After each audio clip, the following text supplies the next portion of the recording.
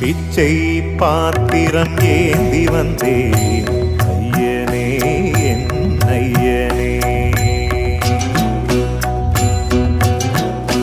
யாமொரு பிச்சை பாத்திரம் ஏந்தி வந்தேன் ஐயனே என் ஐயனே.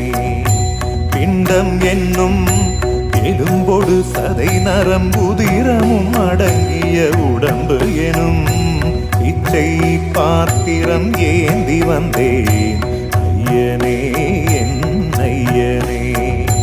பிண்டம் என்னும் எலும்பொடு சதை நரம்புதிரமும் அடங்கிய உடம்பு எனும் பிச்சை பாத்திரம் ஏந்தி வந்தேன் ஐயனே என் ஐயனே. அம்மையும் அப்பனும் தந்ததா